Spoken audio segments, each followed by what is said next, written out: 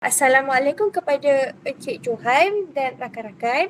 Jadi pada hari ini, kumpulan saya akan membentangkan tentang analisis fungsi bahasa Melayu, peraturan, kesantunan berbahasa dan isu dalam komunikasi bahasa Melayu yang merupakan topik dalam subjek bahasa Melayu komunikatif. Okay, jadi ada 4 isi kandungan. Yang pertama, isu dalam audiosia, fungsi bahasa Melayu, kemudian peraturan bahasa Melayu dan yang terakhir, kesantunan bahasa Melayu. Definisi audiosia menurut Dewan Bahasa dan Pustaka 2023 bermaksud siri episod yang mengandungi fail audio digital ataupun video. Jadi pengguna diorang boleh membuat turun fail ni ke dalam komputer atau telefon pintar, dan perkataan podcast yang dalam bahasa Inggeris ni dia berasal daripada gabungan kata iPod dan broadcast yang merupakan bahasa Inggeris kedua-duanya. Dan pengisian kandungan dalam audiosia memainkan peranan yang penting supaya dapat membimbing penutur asing menggunakan bahasa Melayu yang asas. Jadi seperti perkataan salam ke ataupun perkataan yang digunakan dalam kehidupan harian. Okay, jadi yang pertama, isu kesalahan berbahasa daripada aspek fungsi. Yang ini adalah daripada aspek bahasa komunikasi, iaitu bahasa rojak lah. Jadi untuk contohnya iaitu she, dia jatuh sakit. She had lung cancer. So from there, dia tak boleh kerja. She had to let go of her business. Sebab memang mentally pun dia dah tak boleh nak push. She was a different person in the house. Okay, contoh tu diambil daripada Diana Daniel, Studio Sembang, seperti yang belah kanan tersebut lah. Jadi apa kesalahan dia kat sini? Kenapa menjadi isu? Okay. Di sebelah kiri boleh nampak kat situ kesalahan dia melakukan percampuran bahasa antara dua bahasa, iaitu bahasa Melayu dan bahasa Inggeris. Jadi percampuran bahasa ni dikenali sebagai bahasa rojak yang sering digunakan pada zaman sekarang. Okay. Bahasa rojak pula dia membawa maksud bahasa campuran antara dua ataupun lebih daripada satu bahasa yang dapat dinilai daripada dua sudut pandang. Kata-kata ini diambil daripada Awang Sarian 2021. Okay, isu bahasa rojak. Dia menjadi isu disebabkan perkataan daripada bahasa Inggeris dia telah gunakan dalam perbualan tersebut. Seperti perkataan so, she dan banyak lagi. Okay. Lung cancer, business. Sebenarnya dalam perbualan ni, Diana Daniel ni dia menggunakan majoriti bahasa Inggeris berbanding dengan bahasa Melayu. Okay. Jadi akibat daripada penggunaan bahasa Inggeris yang terlampau banyak ni, dia hilang identiti nasional sebab bahasa Melayu tidak digunakan secara menyeluruh. Seperti saya cakap tadi, dia majoriti digunakan bahasa Inggeris berbanding dengan bahasa Melayu walaupun dia berbangsa Melayu. Okay. Seterusnya, bahasa Melayu akan terhalang daripada berkembang ke negara asing lalu akan pudar di telan zaman modernisasi.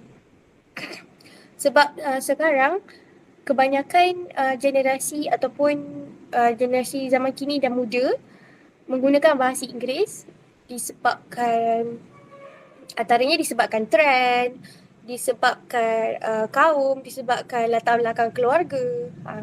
Jadi Awang Sarian 2021 dia menyatakan sebahagian pengguna bahasa rojak malah berasa bangga dengan berselang-seli menggunakan kata dalam bahasa sendiri dan bahasa asing kerana mereka kelihatan seperti menguasai bahasa asing. Jadi orang Melayu yang sepatutnya memartabatkan bahasa Melayu, dia jadi bangga, dia jadi macam dia suka guna bahasa Inggeris seolah-olah tu bahasa asal dia, bahasa yang dia hidup dengan, bahasa yang dia membesar dengan lah. Tapi daripada dia gunakan bahasa Melayu tersebut, dia menggunakan bahasa Inggeris dan dia bangga menggunakan bahasa Inggeris. Sebab dia rasa dia nampak ada kemahiran untuk bercakap bahasa asing. Seterusnya, aspek bahasa komunikasi. Sekiranya bahasa Melayu tidak dimartabatkan sebagai bahasa komunikasi yang meluas, peluang untuk ia berkembang akan semakin terhad, lalu menyebabkan bahasa Melayu menjadi semakin tidak relevan dalam era moden dan masyarakat kehilangan jati diri kerana sering menggunakan bahasa asing. Okey. Kesimpulannya, bahasa yang seharusnya menjadi medium perpaduan dan komunikasi meluas antara rakyat mungkin dipinggirkan, terutamanya oleh generasi muda yang lebih terdedah kepada media sosial yang mengutamakan bahasa Inggeris. Jadi zaman sekarang, contohnya seperti saya sendirilah, walaupun dalam komunikasi harian, aspek bahasa komunikasi kan, jadi walaupun dalam komunikasi harian saya gunakan bahasa Melayu, namun begitu dalam media sosial memang saya menggunakan bahasa Inggeris sepenuhnya disebabkan untuk berinteraksi dengan orang luar, orang asing, orang daripada luar negara. Okay. Dan akhir sekali, penggunaan bahasa rojak yang mengetengahkan bahasa asing bukan sahaja merosakkan keaslian bahasa Melayu, tetapi juga menghalangnya daripada berfungsi dengan baik sebagai bahasa komunikasi. Jadi bila kita asyik berselang-seli bahasa Melayu, bahasa Inggeris, bahasa Melayu, keaslian ataupun bahasa asas Melayu itu akan hilang dan akhirnya kita akan perlahan-lahan menggunakan bahasa Inggeris sepenuhnya. Okay. Yang ini merupakan statistik penggunaan bahasa rojak. Sorry. Okay, jumlah keseluruhan pilihan bahasa oleh responden Melayu. Okay. Jadi itu merupakan tajuk dia. Jadi jumlah keseluruhan pilihan bahasa rojak. Okay, bahasa rojak Melayu Iban 73% dan bahasa rojak Melayu Melanau 26%. Jadi jumlah keseluruhan pilihan bahasa ni yang responden pilih 476. Dan daripada 476 orang tersebut, ada 100 orang yang memilih untuk menggunakan bahasa rojak dalam kehidupan harian.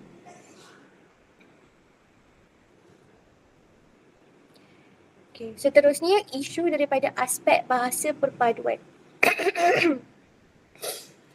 Okay. Isu dia merupakan penggunaan bahasa Inggeris. Seperti yang dapat dilihat di belah kanan, Sheikh Sadiq mengatakan, people say general perception, Cina kaya, Melayu miskin, and always the Indian get forgotten.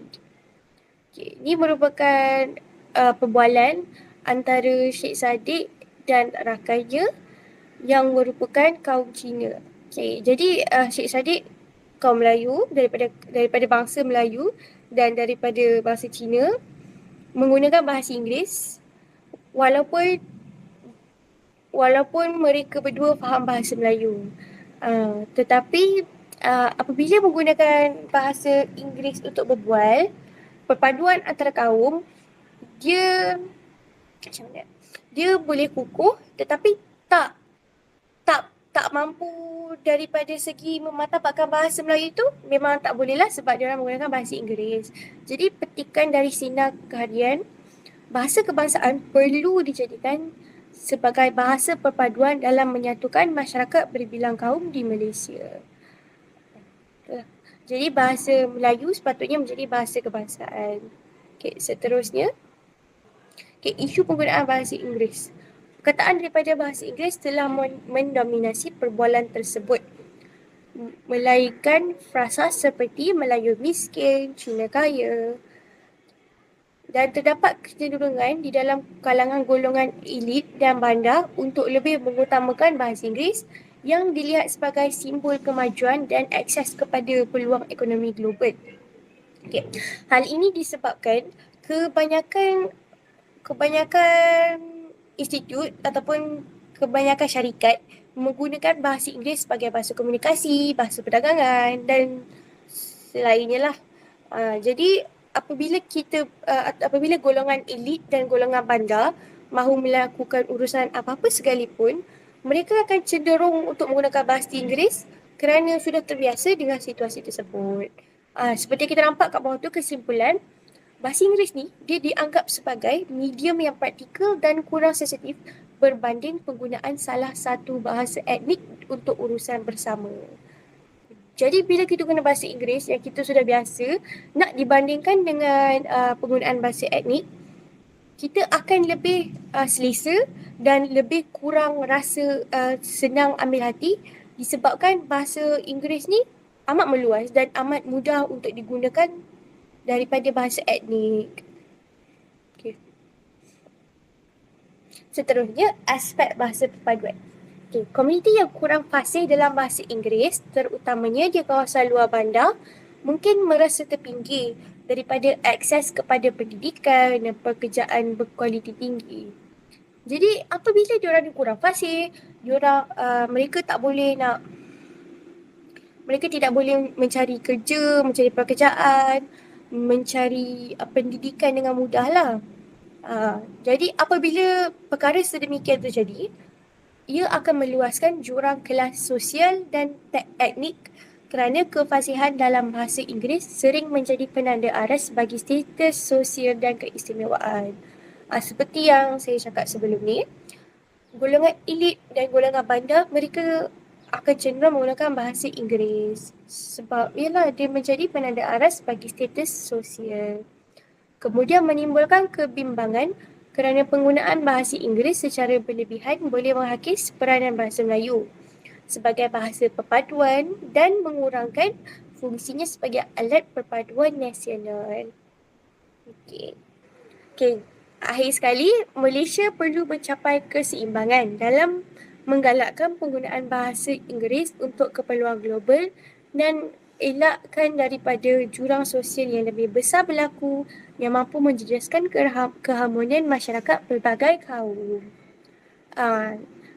Jadi Malaysia bukannya sepatutnya terus hilangkan penggunaan bahasa Inggeris dalam komunikasi harian, tetapi kita perlu wujudkan keseimbangan antara bahasa Melayu dan bahasa Inggeris supaya perdagangan global ataupun urusan perniagaan antara negara boleh berjalan secara lancar di samping bahasa Melayu dapat digunakan dengan betul. Okey, seterusnya fungsi-fungsi bahasa Melayu. Okey.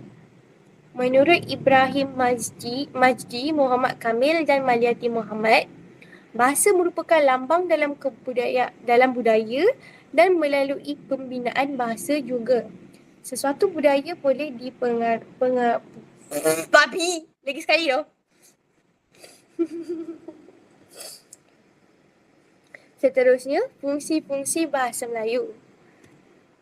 Menurut Ibrahim Majdi, Muhammad Kamil dan Maliati Muhammad 2020, bahasa merupakan lambang dalam budaya dan melalui pembinaan bahasa juga sesuatu budaya boleh dipengaruhi.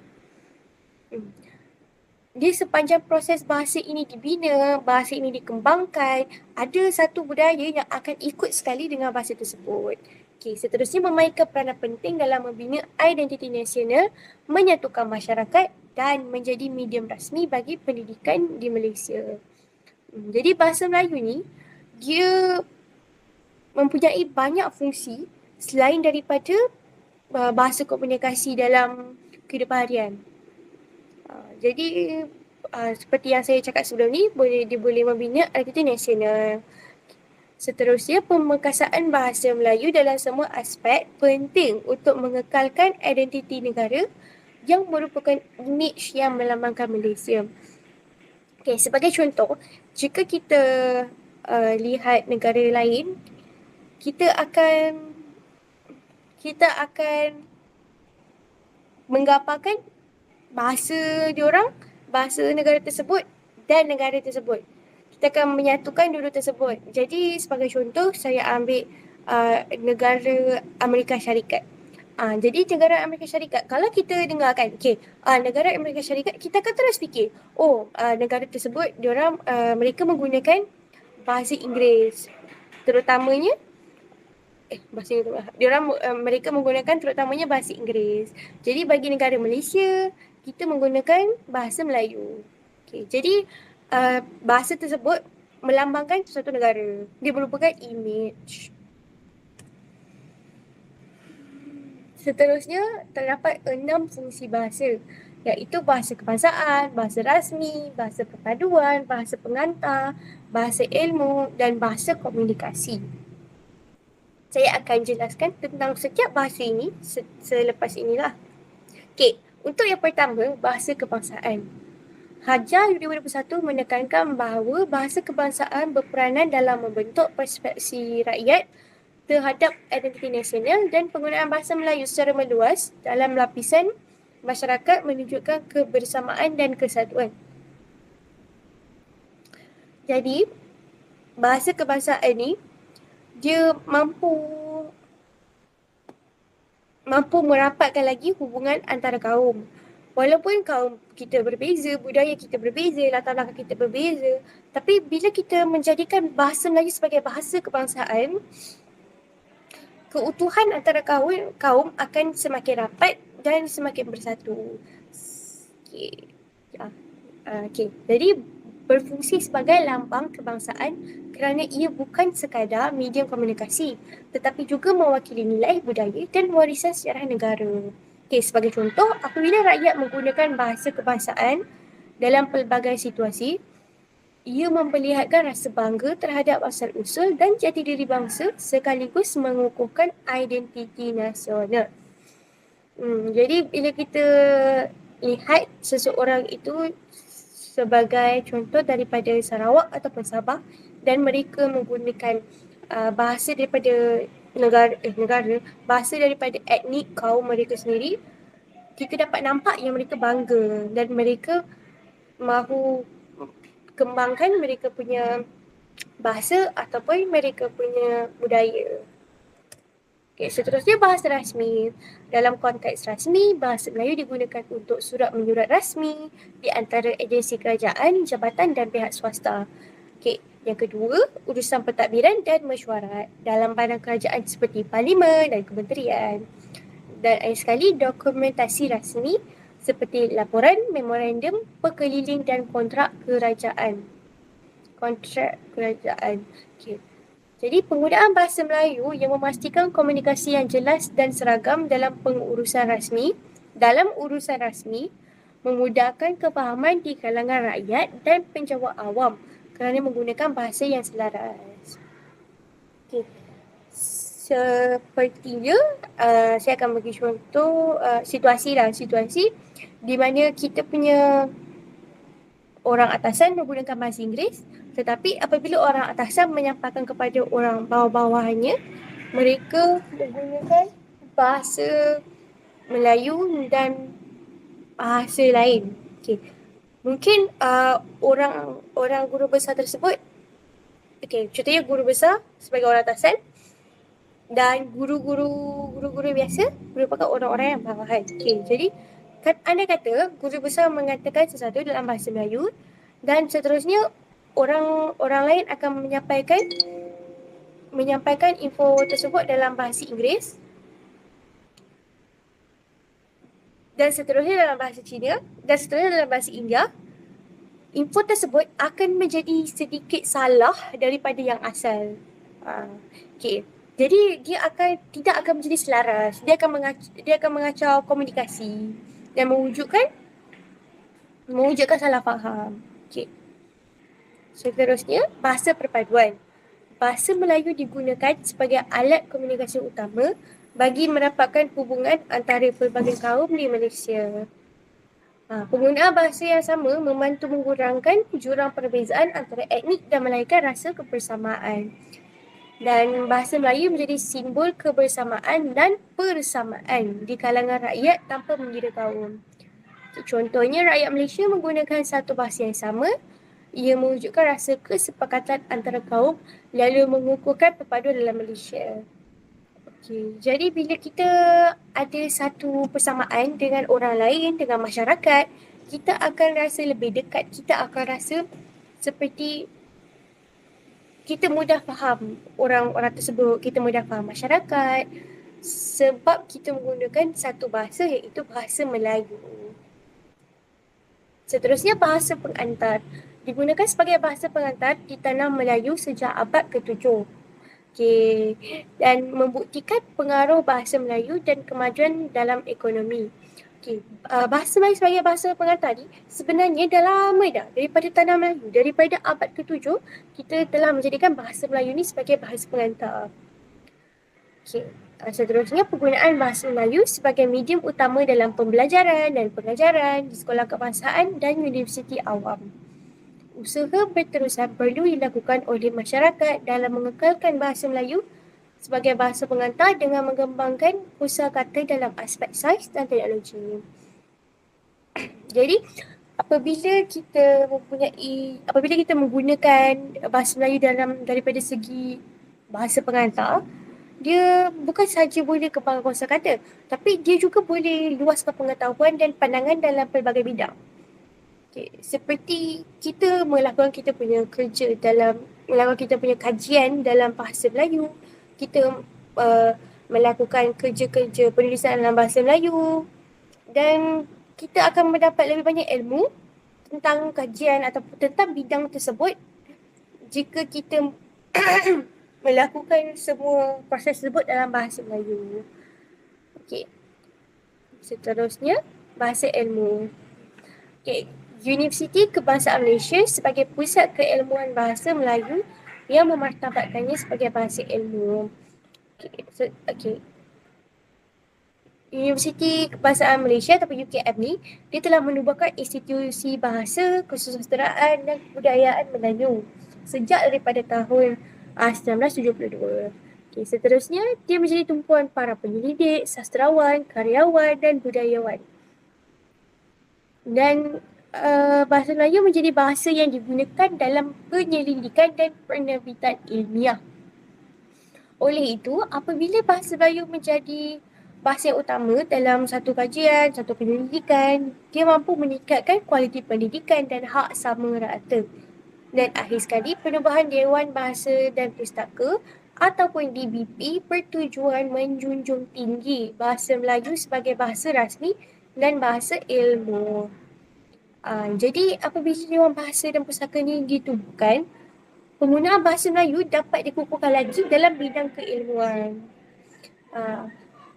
Andai kata orang luar negara mahu menggunakan kita punya penyelidikan ataupun kita punya penerbitan ilmiah, mereka perlu belajar sedikit bahasa Melayu sebab kita melakukan penyelidikan dan penerbitan buku, penerbitan akhbar semua dalam bahasa Melayu. Jadi, andai kata orang tersebut belajar bahasa Melayu, bahasa Melayu juga akan turut berkembang di negara sana, berkembang di negara-negara lain. Okay, seterusnya bahasa komunikasi. Berperanan sebagai bahasa penyatuan yang mengatasi jurang bahasa antara kaum di Malaysia dalam aspek komunikasi. Jadi, apabila bahasa penyatuan digunakan, ataupun bahasa Melayu lah, bahasa penyatuan kan, dia dah mampu meningkatkan semangat patriotisme sebagai identiti rakyat Malaysia. Seterusnya, penggunaan dalam media masa bagi penyebaran maklumat yang mudah difahami dan diakses oleh semua lapisan masyarakat. Dan apabila bahasa Melayu digunakan dalam media masa, dia ada minat terhadap keindahan dan seni bahasa Melayu. Mungkin bagi sesetengah orang, bahasa Melayu ini adalah sekadar bahasa. Tetapi, untuk sesetengah orang yang menilai daripada sudut yang lain, mereka boleh nampak bahasa Melayu ni mempunyai nilai sendiri, mempunyai seni sendiri. Disebabkan itu, banyak pantun dan banyak karya dalam bahasa Melayu ni dia diterbitkan. Okey. Jadi, menyebarkan budaya setiap kaum di Malaysia dengan satu bahasa yang memupuk perpaduan. Okey. Mempromosikan kepelbagaian budaya yang terdapat di Malaysia. Jadi bila bahasa Melayu menjadi bahasa komunikasi, dia dapat mempromosikan lagi budaya, dia dapat meluaskan lagi budaya. Disebabkan kita pengguna satu bahasa, bahasa Melayu bahasa yang selaras untuk berkomunikasi dengan orang lain yang mempunyai budaya lain, mempunyai kehidupan yang lain. Itu sahaja daripada saya. Saya akan teruskan perbincangan tersebut dengan rakan saya iaitu Muhammad Fazli. Silakan. Okay, terima kasih kepada Saudari Misha atas pembentangan yang sangat jelas itu tadi. Sekarang saya akan meneruskan pembentangan analisis kita pada hari ini dengan peraturan berbahasa. Dan juga di sini saya akan di dalam definisi ini saya juga akan menerangkan kesantunan berbahasa, tetapi itu akan dibentangkan oleh rakan saya iaitu Nur Farah Husna. So, kesantunan berbahasa merujuk kepada penggunaan kata-kata yang tepat dan sopan yang tidak menimbulkan pertentangan serta menghormati perasaan dan maruah pendengar, daripada Muhammad Bakari dan Kamarudin 2019. Selain itu, menurut Asmah Haji Omar melalui Young et al. 2016, santun bahasa merujuk kepada penggunaan bahasa yang mengikuti peraturan-peraturan tertentu dalam berkomunikasi. Peraturan termasuk peraturan linguistik, peraturan sosiolinguistik dan peraturan pragmatik. Melalui apa yang Asmah Haji Omar katakan ini, kita boleh faham yang komunikasi ini mempunyai peraturan-peraturan tertentu yang kita seharusnya patuh. Dan seterusnya ialah aspek peraturan berbahasa meliputi juga sebutan, ejaan, perkataan, ayat dan kerapian makna. Berdasarkan Husin 2020. Di sini kita dapat jelaskan yang peraturan-peraturan itu berikut merupakan sebutan, ejaan, perkataan, ayat dan kerapian makna. Seterusnya, okey, berikut merupakan statistik definisi kesantunan berbahasa. Okey, apa yang kita dapat lihat berdasarkan jadual 1, tema 1 merujuk definisi kesantunan yang dikaitkan dengan percakapan sopan atau kesopanan dalam komunikasi sebagai definisi umum atau universal. Hal ini bermaksud pelajar mendefinisikan kesantunan dengan mengaitkan tingkah laku dan sikap yang menunjukkan kesopanan. Di sini kita dapat lihatlah dalam tema 1 kebanyakan ini merupakan statistik daripada college yang saya dapat cari, iaitu dia mengatakan kesantunan itu ialah sopan dan kesopanan. Kita dapat 112 orang mengatakan ia, dan seterusnya penggunaan bahasa yang betul, sesuai dan baik seramai 27 orang, dan seterusnya merupakan kehalusan, kelembutan dan lain-lain. Jadi kita dapat jelas bahawa kesantunan difahami sebagai sopan dan kesopanan dalam kesantunan bahasa kita. Seterusnya, okey, di sini saya akan menyentuh dalam peraturan berbahasa terdapat 5 perkara yang akan saya sentuh, iaitu yang pertamanya ialah sebutan, nada dan intonasi. Seterusnya ialah tata bahasa. Yang ketiga, sistem sapaan. Yang keempat, bahasa halus dan bahasa kasar. Yang kelima ialah bahasa badan. Yang pertamanya, saya akan menerangkan tentang sebutan, nada dan intonasi. Okey, menurut Pusat Rujukan Persuratan Melayu, nada ialah bunyi yang tertentu tinggi rendahnya. Manakala intonasi ialah turun naik atau tinggi rendah nada suara. Yang terakhir, sebutan ialah apa yang disebut atau sesuatu yang disebut. Di sini kita dapat fahami nada berkait dengan intonasi, manakala intonasi berkait dengan sebutan. Di sini kita dapat faham yang tiga-tiga ini saling berkait antara satu sama lain. Di sini kita faham yang tiga nada, intonasi dan sebutan ini memainkan peranan penting dalam peraturan berbahasa untuk memastikan komunikasi kita dapat dijalankan dengan efektif, ya. Okey, sekarang kita akan lihat dalam video yang telah saya pilih iaitu daripada adik yang bertajuk Adik-beradik Dua Angker di podcast melalui satu YouTuber ini yang bernama Hazman Nuzik. Ya, sebelum kita lihat, mari kita lihat apa itu linguistik. Linguistik merupakan bidang ilmu yang menganalisis dan mengkaji bahasa dengan pendekatan saintifik, iaitu Hamid et al. 2017. Okey, sekarang selepas kita dah faham apa itu linguistik, mari kita lihat beberapa contoh sebutan nada dan intonasi yang kita dapat lihatlah dalam video ini. Yang pertama-tamanya, pengucapan yang tepat dan jelas. Okey, dalam video ini, video yang telah saya pilih ini, sebutan perkataan dua adik-beradik dan hantu kesan dramatik. Dan hantu memberi kesan dramatik. Di sini apabila mereka menyebut dua adik-beradik, dia memberikan menekankan perkataan tersebut, dan apabila wujudnya perkataan hantu itu, kita sebagai penonton akan memahami yang bahawa yang bercerita itu ingin memberikan impak dan rasa ketakutan pada kita sebagai pembaca. Dan kita jelas atas apa yang mereka katakan itu. Yang kedua ialah intonasi sebagai penekanan dan dramatik. Okey, alunan suara telah menekankan idea. Di sini penuh dapat difahami bahawa mereka ini sering diganggu. Okey. Seterusnya ialah nada yang laju yang menunjukkan emosi. Dalam video ini mereka ingin menarikkan perhatian pendengar walaupun apa yang mereka bercerita itu amat sensitif dan berat, tapi mereka menggunakan nada laju untuk bagi menunjukkan emosi mereka. Okey, untuk melihat contoh ini, kita akan lihat pada link yang telah saya letak, iaitu pada 2 minit 40 saat.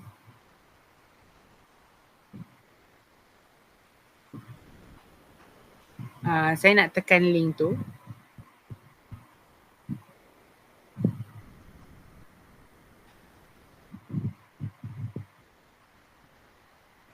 Kita akan lihat pada link video ini. 2 minit 40 saat.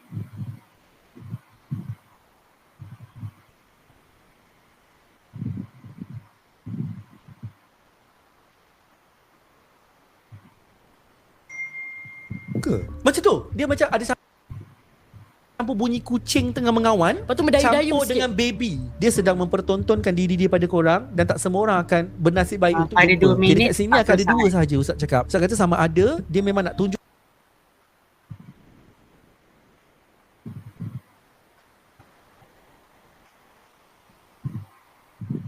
Tak tahu kenapa dua adik-beradik ni kisah hidup mereka ni penuh diselubingi oleh hantu Ya. They love us so much. Apa dia kisahnya? Ada korang dah bincang ke nak cerita apa ni? Okay, I refresh balik masa kalau ada korang tengok kan before this. Pertama sekali Checklist. adik saya pernah dirasuk ketika darjah 5 di sekolah sebab masa tu dalam video ini kawat kita kaki. dapat dengar bahawa tadi Hazman Nuzik menggunakan alunan yang mendayu bagi menekankan apa yang telah dikatakan beliau. Okey, seterusnya kita akan tengok balik untuk isi yang kedua, untuk peraturan berbahasa.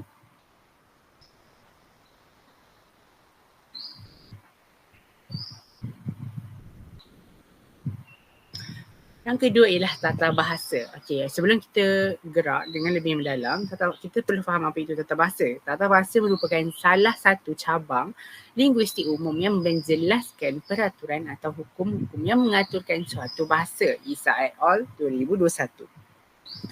Tata bahasa ni merupakan aspek yang penting untuk kita dalam kemahiran mendengar, bertutur, membaca dan menulis. Dan 4 perkara ini amat pentinglah sebagai kita yang hidup di dalam Malaysia ini. Kita seharusnya perlu memahir dalam 4 kemahiran ini dalam tata bahasa kita, iaitu bahasa Melayu, supaya kita dapat memastikan komunikasi kita adalah jelas dan betul. Dengan penggunaan penguasaan tata bahasa yang baik, kita dapat membina ayat-ayat yang tepat lagi dan dapat memudahkan urusan kita bagi untuk menyampaikan idea supaya orang tak keliru dan ia lebih berkesan lah. Oleh itu, tata bahasa ni dia berfungsi sebagai alat untuk mengukur tahap kecakapan kita kecakapan kita sebagai seorang rakyat Malaysia. Okey, seterusnya. Okey, sekarang kita akan tengok contoh daripada video yang sama. Okey, kita dapat lihat yang bahawa di sini sebelum kita tengok video, kita tengok dulu di sini saya telah letakkan ayat yang ada dalam video itu, iaitu transkrip. Ini awak tak ada tu, banyak kes rasuk. Jadi okeylah. Di sini saya ingin menekankan bahawa frasa yang digunakan berasal daripada bahasa pasar seperti macam, dan okey. Di sini diguna bahasa pasar lah, macam awak tak ada tu, banyak kes rasuk. Jadi okeylah. Maknanya dia tidak memberi, ayat yang telah digunakan tidak formal. Okey. Di sini and then struktur ayat pula. Dari segi tata bahasa struktur ayat yang kita faham, dia panas apa. Okey, jika kita guna ini sebab dalam kalangan kita mungkin kita faham dia panas apa. Dalam video ini dia ingin menunjukkan kepada adik-beradik dua ini, lelaki itu menanyakan kepada adiknya, rasa panas itu bagaimana? Bagaimanakah rasa panas itu? Sesuatu yang tidak formal. Ini menekankan sifat perbualan spontan. Dia tidak, jika kita berkata dengan orang yang masih belajar bahasa Melayu, mungkin dia tidak faham atas apa yang kita ingin sampaikan. Ayat ini menyebabkan kekaburan mesej. So jawapan yang sepatutnya yang lebih formal, yang bagi memudahkan kefahaman orang lain ialah bagaimanakah sifat atau tahap kepanasan objek tersebut. Apa yang dia rasa. Sebab di sini dia dalam video ni dia memegang Al-Quran lah. Okay, kita boleh tengok video pada minit yang ke-7, 51 saat.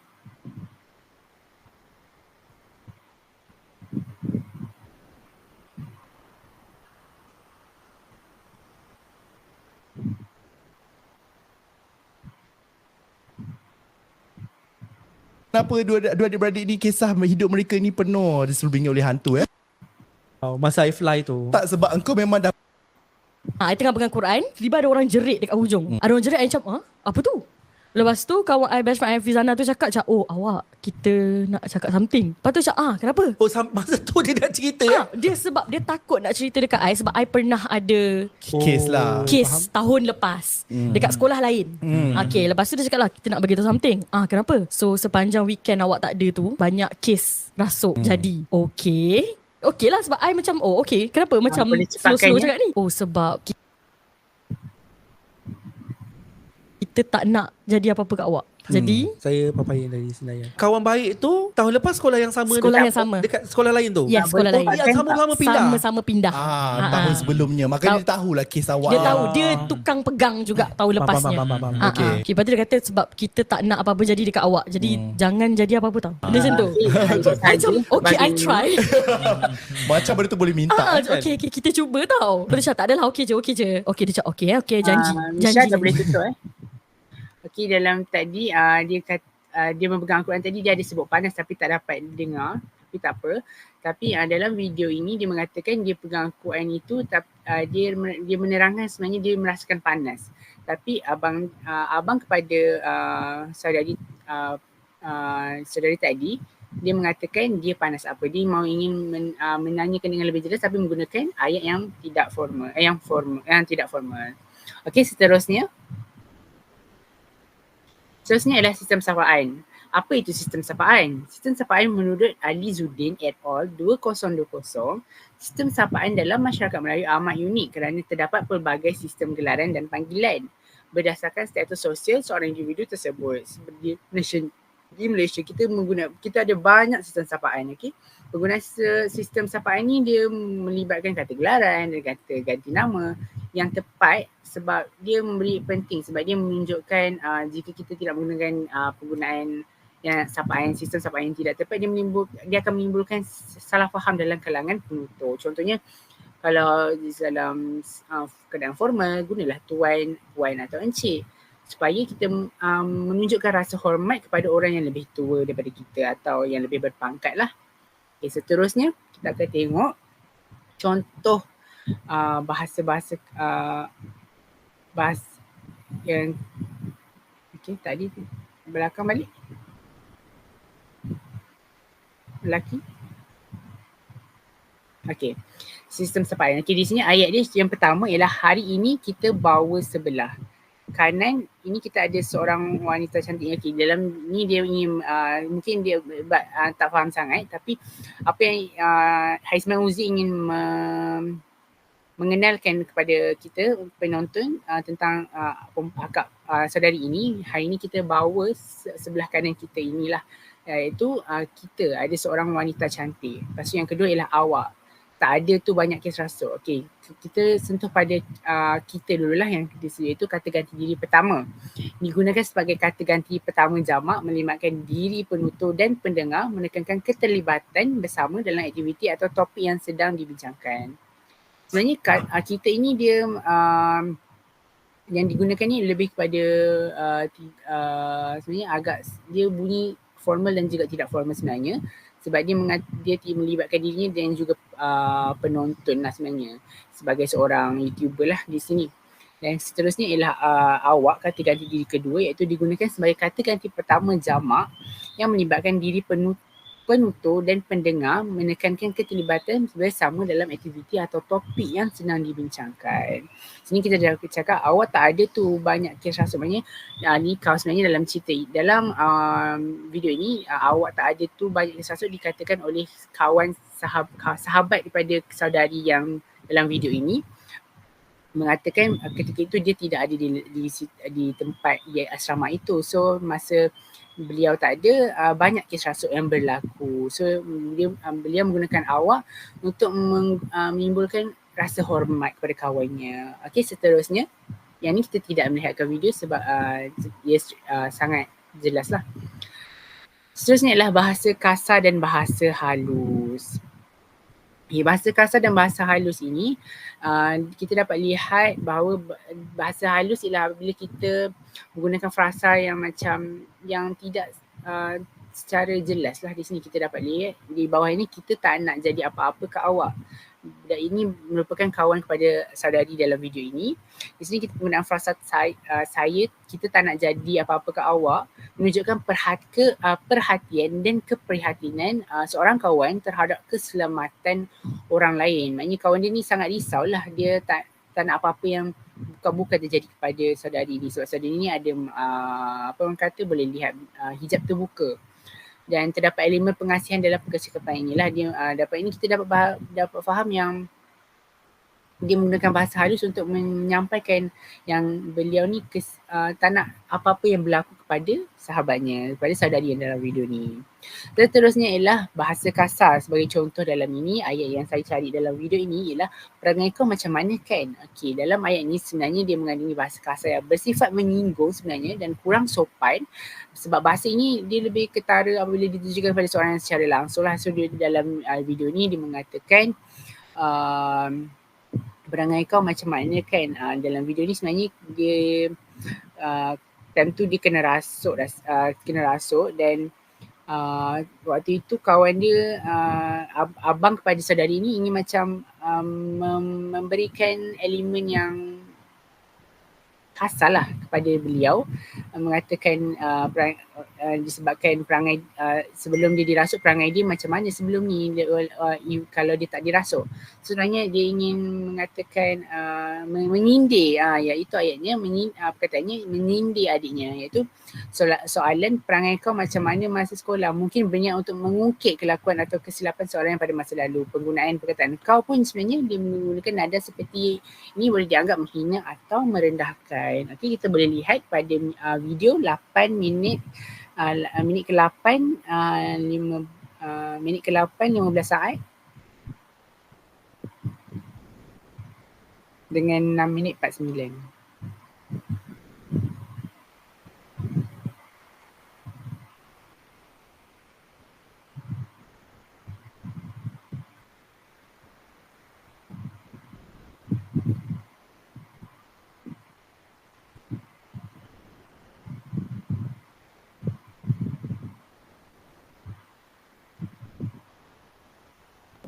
Hantu just doesn't care. Dia just tak peduli. So dalam surau ramai kena rasuk masa tu lah. Lepas tu pula memang dia nak badan dendam kat kau. Kau pula perangai kau macam mana kan masa sekolah. Relax. Okay. Lepas tu masa form 3 tu biasa je. Terusnya 8.15 saat. Jadi okey lah sebab I macam okay kenapa macam slow-slow cakap ni? Oh sebab kita tak nak jadi apa-apa kat awak. Jadi Ya, Saya okey, papaya situ. dari Senayan. Okey, Kawan boleh baik. call. Di situ kita dapat lihatlah bahasa halus dan bahasa kasar. Kita dapat lihat bahawa kawan dia ingin menyampaikan keprihatinan kepada beliau dan manakala abangnya pula ingin menyindir beliau. Tapi dia tidaklah macam berkata kasar sangat tapi secara spontan sebegitulah. Okay, seterusnya kita dapat yang terakhir ialah bahasa badan. Okay, ini lebih besar sikit dia punya tu. Kita akan sentuh pada badan, tangan dan ekspresi muka. Okay, bahasa badan ni kita dapat faham sendirilah. Kita menggunakan muka, ekspresi muka, tangan dan juga badan kita. Yang pertama, poster badan. Dalam video ini kita dapat, saya dapat perhatikan bahawa apabila saudari dalam video ini menyebut tentang diterbalikkan. Sebenarnya diterbalikkan ni badan beliau lah. Menunjukkan postur yang lemah atau tidak bertenaga dengan menggerakkan badannya. Ini disertai dengan posisi tubuh yang melentur dan juga yang melentur. Yang menunjukkan sebenarnya kalau badan ini dia merasai kesakitan lah. Kita boleh lihat dengan badan dia sekali. Dan seterusnya kita dapat tengok daripada gerakan tangan beliau. Gerakan tangan yang menunjukkan meletakkan Al-Quran. Akibat panas yang dihadapinya ini menunjukkan bahawa bahasa badannya yang tidak selesa. Ini pun juga tidak selesa lah. Kita dapat lihat tangan dia sebenarnya bila beliau meletakkan Al-Quran tu dia macam kesakitan dapat dilihat. Yang terakhirnya ialah ekspresi muka. Apabila berbicara tentang beliau bercerita tentang lokasi berlakunya insiden kepada Anira, papaya menunjukkan ekspresi muka O yang menunjukkan bahawa beliau dapat bayangkan lokasi tersebut dengan jelas dalam pemikiran beliau. Okey, sekarang kita akan lihat dengan terakhirnya 3 minit ini sebelum saya teruskan bertangan kepada Farah Husna. Boleh tekan link di bawah. Pada minit ke 8:59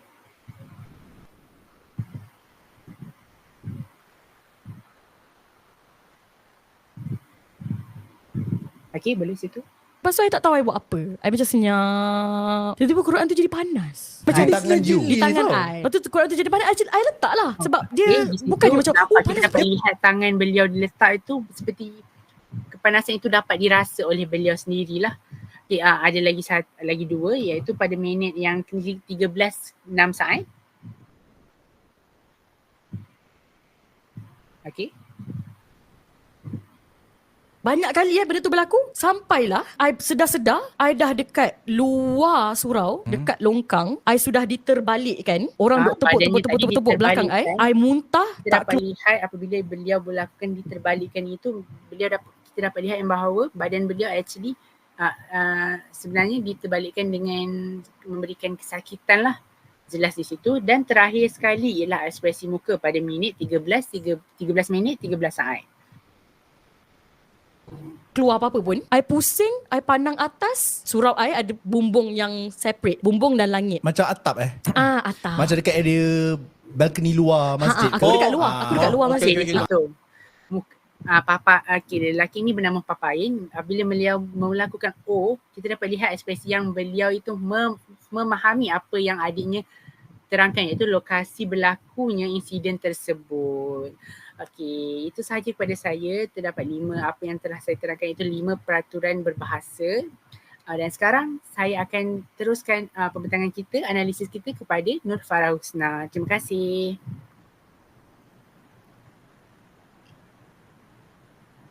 Baiklah, terima kasih kepada Fazli atas pembentangan beliau terhadap peraturan berbahasa. Sekarang saya akan teruskan pembentangan dengan kesantunan berbahasa. Baiklah, jadi seterusnya kesantunan berbahasa. Definisi yang telah saya cari ialah cara berkomunikasi yang penuh adab dan mengikut norma sosial. Jadi kesantunan berbahasa ni penting kerana ianya mencerminkan satu penghormatan dan ianya juga adalah untuk menjaga perasaan orang lain dan juga untuk mewujudkan satu hubungan sosial yang baik. Jadi saya mengambil satu kata-kata dari menurut Zuraini, Husna, Dahlia dan Khairul Azam 2009, amalan kesatuan dalam berbahasa terangkum dalam budaya santun dalam masyarakat. Jadi apa yang kita tengok sini, kita kesatuan bahasa ni kita dah amalkan dalam kehidupan seharian kita. Untuk kita cerminkan penghormatan kita kepada guru, kepada ibu bapa kita yang paling penting sekali.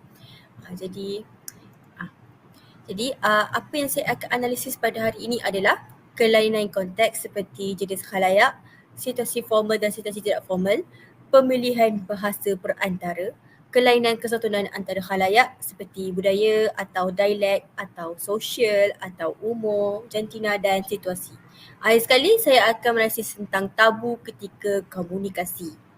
Baiklah, jadi yang pertama ialah kelainan konteks. Jadi kelainan konteks ni seperti saya katakan tadi, jenis khalayak, situasi formal dan tidak formal. Jadi di sini adalah situasi formal, di mana video ini adalah daripada Khairul Jamaluddin ataupun lebih sebagai KJ. Dia melakukan satu podcast bersama seorang influencer ataupun pengaruh di media sosial tentang latihan tentera laut Cina, RUU Mufti dan pelbagai lagi tajuk negara. Jadi situasi formal yang pertama adalah contohnya beliau mengatakan ASEAN bertanggungjawab untuk mengekalkan keamanan. Jadi di sini ketika beliau berbicara tentang topik serius seperti ASEAN dan diplomasi, penggunaan bahasa adalah lebih formal dan lebih sopan. Jadi ini kerana perbincangan mengenai politik dan hubungan antarabangsa memerlukan kesatuan yang tinggi untuk menjaga maruah dan mengelakkan ketegangan apabila kita menyentuh isu-isu sensitif ini. Seperti yang kita tahu, isu-isu politik, isu-isu keagamaan dan bangsa itu adalah satu beberapa isu sensitif yang harus kita tahu dan apabila kita bercakap tentang isu tu kita harus lebih berjaga-jaga. Baiklah, itu adalah untuk situasi formal. Untuk situasi tidak formal pula, bila ada kata contoh awak macam meerkat. Jadi di situ perbualan tentang meerkat yang berlaku dalam konteks santai di antara rakan adalah menunjukkan ia lebih tidak formal.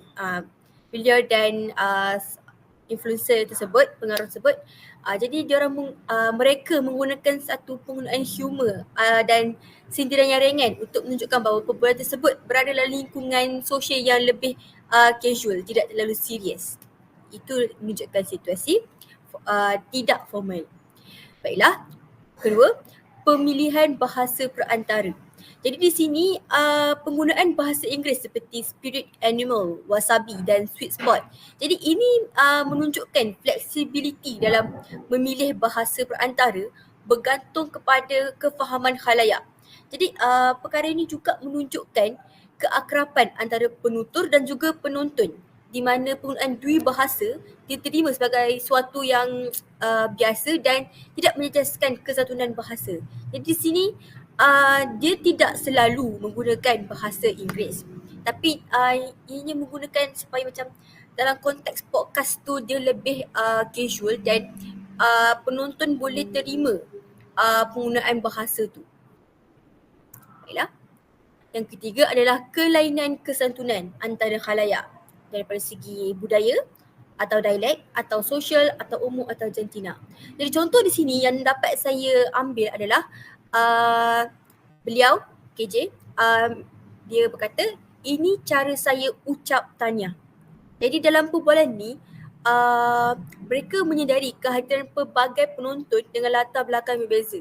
Tidak mungkinlah satu video YouTube tu, podcast tu hanya orang Melayu sahaja yang menonton. Tak mungkin kan? Jadi berdasarkan contoh di atas, ianya digunakan sebagai satu cara yang mesra untuk mengelakkan sindiran yang boleh dianggap biadab. Mungkin kefahaman orang lain penerimaannya. Mungkin bagi orang lain cara yang beliau katakan itu mungkin agak biadab. Ataupun orang lain mungkin ini hanya satu cara yang biasa. Disebabkan itulah beliau kata ini cara saya ucap tahniah kerana berlainan orang, berlainan penerimaannya. Jadi mereka menggunakan humor ringan untuk mengekalkan keselesaan dan Pada masa sama, menjaga kesatuan tanpa menyentuh isu atau apa-apa yang boleh menyinggung perasaan penonton.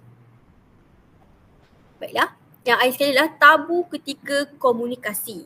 Jadi di sini mereka membincangkan tentang satu topik yang besar dan satu topik yang agak sensitif. Jadi konteks komunikasi formal yang melibatkan isu diplomatik dan hubungan antarabangsa. Contohnya ketika mereka membincangkan tentang hubungan China dan ASEAN. Jadi di sini penutur iaitu KJ berhati-hati dalam memilih kata-kata untuk mengelakkan kontroversi dalam video yang mereka akan sampaikan, perbincangan yang mereka akan sampaikan itu. Jadi ini menunjukkan betapa mereka mementingkan kepentingan kesatuan bahasa supaya dapat mengelakkan sebarang bentuk komunikasi yang macam kita boleh sebut sebagai satu tabu. Macam kita tidak boleh menghina negara lain kerana itu dikira tidak hormat dan dikira tabu ketika dalam berkomunikasi. Okay. Jadi saya akan menerangkan tentang lebih lanjut tentang kesatuan bahasa. Baiklah, yang pertama adalah kelainan konteks iaitu jenis khalayak, situasi formal dan tidak formal. Jadi di sini komunikasi formal memerlukan penggunaan bahasa yang sopan dan teratur seperti dalam majlis rasmi atau ucapan diplomatik. Jarang sekali kita melihat di majlis rasmi penggunaan bahasa itu adalah tidak formal. Seperti contoh yang saya boleh berikan adalah seperti perhimpunan rasmi di IPG ataupun di universiti-universiti.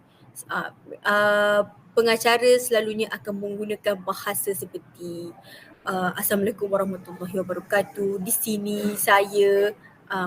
Jika dalam situasi tidak formal, bahasa yang akan digunakan adalah secara lebih santai.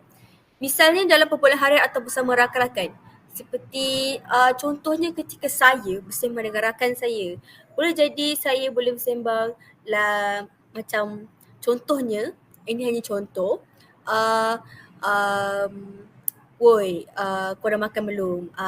Dia tidak formal dan lebih santai. Ataupun awak dah makan belum? Awak sihat ke? Dia lebih santai, tidak perlulah macam terlalu formal ketika bersama rakan-rakan kan. Jadi Asmah 2003 menyatakan bahawa elemen bahasa dan budaya dapat harus dilihat secara bersama tanpa pengasingan kerana gabungan kedua-duanya mampu membentuk indeks peradaban sesebuah bangsa. Jadi apa yang saya faham kat sini adalah bila kita bersembang dengan budaya bangsa lain, kita akan cenderung mengikut kepada budaya mereka. Kita akan lebih berjaga-jaga ketika bersembang dengan mereka. Sebab itulah di sini beliau berkata elemen bahasa dan budaya harus dilihat secara bersama tanpa pengasingan. Kerana ketika kita berkomunikasi itu, jenis khalayak itu kita harus ambil tahu. Lepas tu situasi itu formal ke tidak formal supaya kita dapat lihat budaya dan bahasa pada satu komunikasi yang sama. Baiklah. Yang kedua, ini adalah statistik amalan kesantunan berbahasa dalam konteks formal. Jadi di sini kita dapat lihat ia adalah satu analisis yang telah dijalankan di satu universiti, UUM.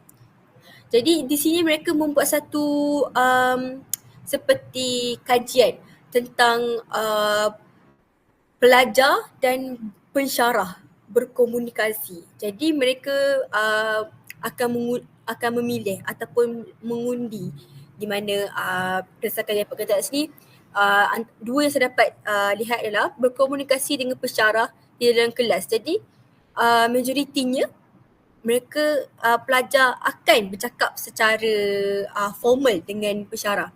Kemudian bertanya soalan kepada pensyarah.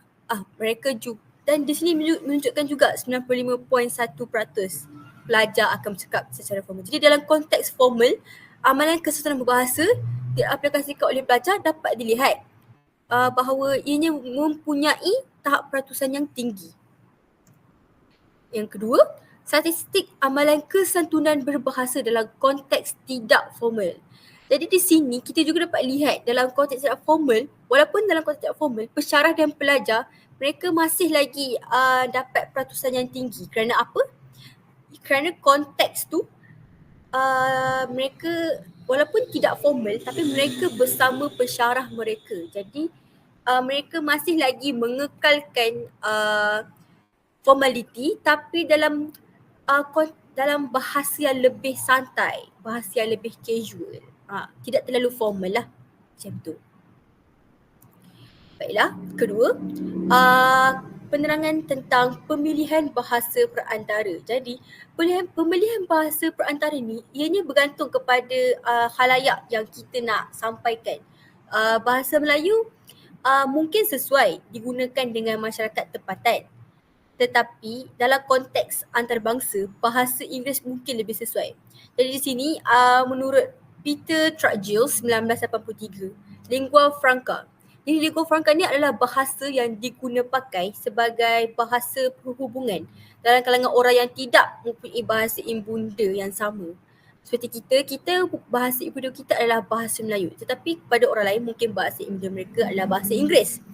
So jadi dalam bahasa Inggeris ianya adalah a lingua franca is a language which is used as a means of communication among people who have no native language in common. Jadi di atas untuk bahasa Melayu yang bahasa ibunda bahasa Melayu dan di atas bawah adalah untuk bahasa ibunda bahasa Inggeris. Jadi ketiga, penerangan tentang kelainan kesantunan antara khalayak, budaya, dialek, sosial, umur dan jantina. Jadi kesantunan bahasa dia adalah berbeza mengikut latar belakang budaya, dialek, status sosial, umur dan juga jantina. Contohnya, orang muda menggunakan bahasa yang lebih sopan dengan orang tua. Perbezaan dialek memerlukan penyesuaian dalam penggunaan kesopanan. Contohnya, mungkin dalam bahasa dialek orang Perak, dianya akan lebih agak lain ketika berbicara dengan orang yang lebih tua. Mungkin kita boleh kata bahasanya ada setengah agak lembut, setengahnya di bahagian daerah yang lain agak kasar bahasanya. Mungkin boleh kata kepada orang tua, ata opah pun dok bagi tahu awal-awal gitu ke apa-apa gitu. Mungkin macam tu bahasa yang digunakan orang muda kepada orang tua mengikut dialek negeri Perak. Tapi di sini kita tahu ini adalah satu seperti apa yang saya katakan common sense. Common sense iaitu orang muda harus menggunakan bahasa yang lebih sopan dengan orang tua.